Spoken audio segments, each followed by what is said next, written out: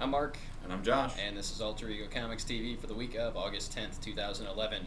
We're going to kick things off with answering a question from one of our viewers. That viewer is SCH99.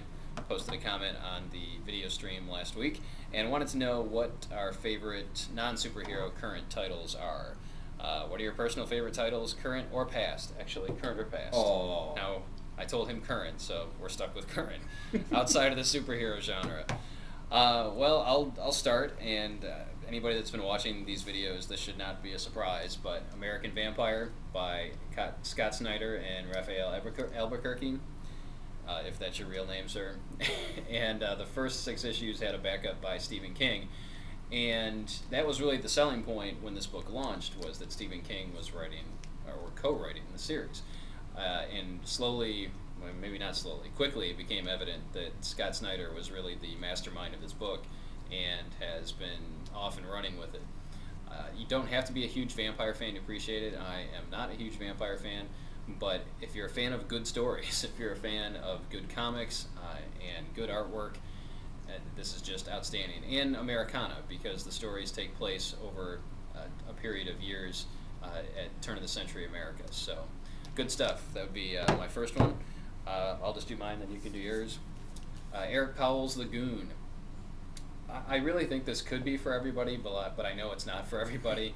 It's kind of our gang meets redneck humor meets monsters. It's really hard to describe The Goon. It's something you definitely need to pick up and experience for yourself. Eric Powell does the writing, does the art, and he's got a very unique sense of humor which translates well into what he does. The Goon starts out as a mob enforcer, maybe, and is the hero of this town that they're in. His sidekick is Frankie, who's a pervy midget guy. It's just, there's so much fun stuff to love about The Goon, and again, it's a creator-owned book, so that's something to love even more. And finally, Lock and Key by Joe Hill and Gabriel Rodriguez. I heard someone refer to this as Sandman, or a modern-day Sandman. I don't know if I can necessarily agree with that statement, but I would definitely say that this is something that's going to live on long after the series has ended, because it's so tight, it's so good, the artwork is consistent, the writing engages you, the characterizations are great. And again, if you're a fan, you don't have to be a fan of horror. If you're just a fan of good stories, I think you'll appreciate Lock and Key. And for my picks, I've got John Lyman's Chew up first. Chew's an image book that's just been exceptionally good. It's actually won the Eisner for Best New Series when it first started 2 years ago-ish. And it's the essential, the rundown is the world's more or less like ours. There's some moderate differences. Some people have some unique abilities that aren't really superpowers. The title character, Tony Chew, has the ability, whenever he eats something, he gets kind of psychic flashes of what happened to it. So if he eats an apple, he can see the orchard. If he eats a McNugget, he sees whatever the heck happens to McNuggets before they become McNuggets. And he's a police detective who, in the course of investigations, has to use this ability to eat things to help solve crimes. And obviously, it's very tongue-in-cheek, very humorous, but it's also just a really good detective, fun buddy story. His partner's a cyborg, and there's crazy snow vampires, and it's just a lot of fun. It's just a really unexpected, great read. Mike Carey's The Unwritten would be my next pick. Unwritten is actually much more of a Sandman spinoff than Lock and Key as far as quality and as far as they're both about telling stories. Unwritten's another one that jumps around chronologically. One issue may be about the main characters trying to solve something in London. The next issue may be a retrospective involving writers 150 years ago. Rudyard Kipling and Mark Twain talking about something, and it's just great from a literary point of view. It's wonderful. And the main story thrust is you've got the title character is Tommy Taylor, and his father wrote a series of novels that are roughly equivalent to the Harry Potter novels, starring a main character called Tommy Taylor. So Tommy's now an adult in his 20s and 30s. His dad has disappeared years ago, and the books still have this cult following, and people follow him, and he goes to conventions and whatnot, and just kind of living off his dad's work in the name. And he begins to find out that maybe things aren't quite right, and maybe there's something more complicated going on with his dad's stories and with his existence. And it's just a wonderful page turner, and each issue brings something new. And speaking of continually changing and bringing something new, Fables is one of the best books in a very long time. The history of comics. Honestly, yeah, I wouldn't argue with that. You've got your classic Fables: Snow White, the Big Bad Wolf, Little Pigs, Rose Red, living in New York. They've been driven from their homelands, the fairy tale lands, by an adversary, and that's part of the thing as the series goes on. I mean, we're on volume 15, I think, of Fables. You discover who the adversary is, and there's different wars. But one of the great things is the characterization. You know, these are modern day interpretations. You know, you see what would a person be like if they had been Snow White. You know, what that would do psychologically, what kind of personality would that create. But you also see each story arc is kind of its own kind of story. The first arc is a detective. You know, there's war epics, there's smaller personality pieces, there's love stories, and it's all really, really good. Written by Bill Willingham, who, well, I would say you would know him from Fables, but you should know who Bill Willingham is anyway, and it's exceptionally awesome. I concur. And you guys at ABC, once upon a time, you ripped this off. Okay? I'm telling you right now. You're saying you didn't, but you did. You ripped Fables off. Yeah, you did. All right, we're on to this week. File under the FYI section, The Crow Special Edition by James O'Barr. The Crow has been in and out of print for years, and it seems like we never have it when we need it. You know, we'll have a bunch of copies in stock, we'll sell them, we won't be able to get any more. And now they've done a new printing, a special edition with a bunch of bells and whistles and a new introduction by James O'Barr. So if you've wanted to read The Crow, which is highly regarded within the comic book industry, but also the film version of The Crow, it's one of my personal favorites as far as comic book adaptations. Very strong, it still stands the test of time today. So The Crow is back in stock, at least for now. Magdalena Volume 1. This collects the first story arc of the new Magdalena series, written by everyone's favorite Ron Mars, who you may remember from Artifacts and Witchblade.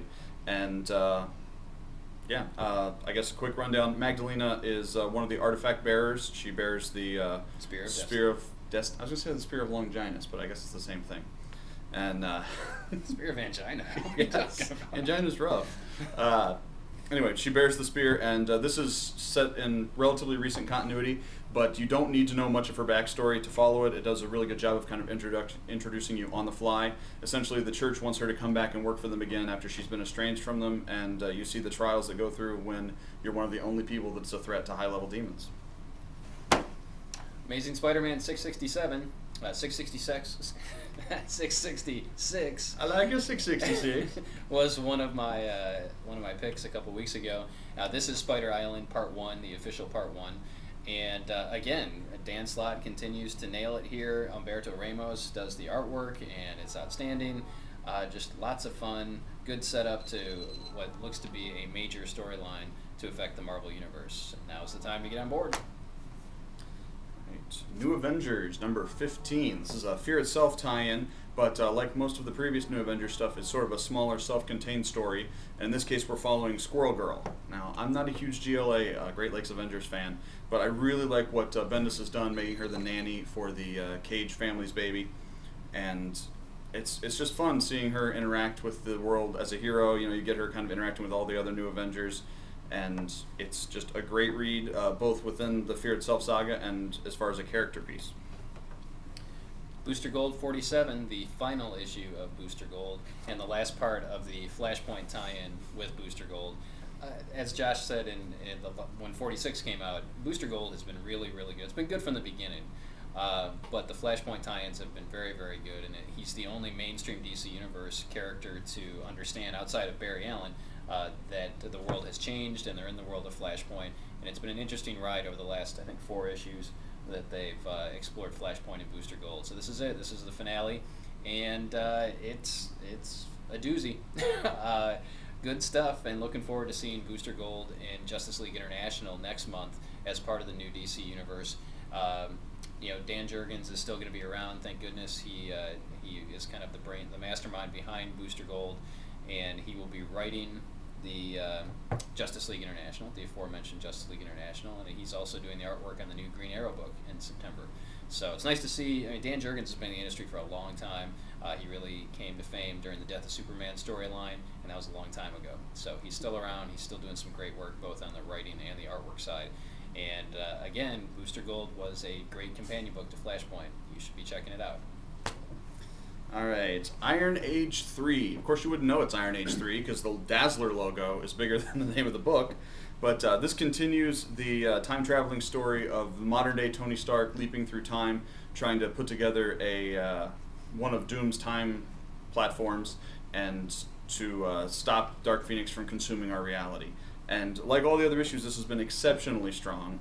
This is 3 of 3, but there's actually one more issue, another one-shot to cap it off, Iron Age Omega, which will be out in a month or so. And this time we're obviously with Dazzler caught in the 70s, and not only do you get Dazzler, you get the classic 70s X-Men, Colossus, Wolverine, Storm, Nightcrawler, and you get them in a great way. And really, if you're an Iron Man fan or just a fan of good Marvel comics, this is a wonderful read, and you should catch up on them. Flashpoint Frankenstein and Creatures of the Unknown, issue 3 of 3. Again, last issue from this miniseries. And for me, this was the surprise hit of the Flashpoint miniseries. I didn't know what to expect, and was pleasantly surprised with the first issue, and each issue was as good as the first issue. This is written by Jeff Lemire with art by Andy Smith, and it follows Frankenstein and his Creatures of the Unknown, or Creature Commandos. Nice way to wrap up the series, and it really sets the stage for Jeff Lemire's Frankenstein Agent of S.H.I.E.L.D. series, which starts in September as part of the new DC universe. So again, I don't want to say blown away, but I was kind of blown away by this series. It was not on my radar at all, and it turns out that it's one of my favorite of the Flashpoint miniseries. Next up, we've got Red Wing issue 2. Red Wing issue 1 by Jonathan Hickman was a big hit, and we sold out fast. As a matter of fact, we sold out faster than I expected. But if you missed it the first time around, Red Wing is a time-traveling story where the characters are waging a war, but rather than waging it geographically, they're waging it through time. So you may have a dogfight where you cycle through various eras trying to catch the enemy, or the idea rather than to do a sneak attack might be to go back in time and attack the characters before they were born. The Red Wing follows 2 different generations. You have some of the initial pilots who were in the original time-traveling Red Wing, and then you have some of their sons in the future timeline. The original Red Wing has disappeared, but in the book we learn that they're trapped at a point in the past. And it's just really wonderful. It's written by Jonathan Hickman, like I said, who's done Fantastic Four, Secret Warriors, S.H.I.E.L.D., a lot of the more cerebral Marvel stuff lately. And the second issue continues the tradition of the first and being an excellent read. Speaking of great traditions and excellent reads, my pick of the week, Detective Comics 881, the final issue of Detective Comics, and the swan song for Scott Snyder, Jock, and Francesco Francavilla. Snyder, I've said it before, I'll continue saying it until I am proven wrong, is one of the ones to watch, the writers to watch in this new DC universe and moving forward. The Detective Comics story arc, since he started, everything has been connected, even though we didn't see all those connections when they were there. But 881 does a great job of wrapping up Snyder's entire run on Detective Comics. It's just been outstanding. And it's seeing Dick Grayson as Batman. I'm curious to see how Snyder does writing Bruce as Batman when he starts with the new Batman series next month in the new DC 52. But he really nailed Dick Grayson and his voice and his interaction with Commissioner Gordon and Barbara and everyone else in the series. So kudos to Scott Snyder and the artistic team on Detective Comics. A+. My pick of the week is Cloak and Dagger #1, 1 of 3. This is a 3-issue mini tying into the Spider Island crossover, and it's written by Nick Spencer, who you may know from Morning Glories or Secret Avengers, Iron Man 2.0, and this was very strong. It does a good job of characterizing the title characters, Cloak and Dagger, and almost in some ways owes a debt to the early Superman Batman stuff by Jeff Loeb by using the kind of conflicting voiceovers. We're hearing both their thoughts at the same time, and they're obviously drawing a contrast between the two. But yeah, for a tie-in book, it did a great job of setting it up and maybe made me want to read it, and it was awesome. And that's it. Not a huge week as far as content, but all of it, the majority of it was very, very good. You can follow us on Twitter, twitter.com/alteregocomics. Check us out on Facebook, facebook.com/alteregomaniacs. And of course, if you do have questions for us to answer, leave them in the space below, or shoot us an email at support@alteregocomics.com. And as always, thanks for watching.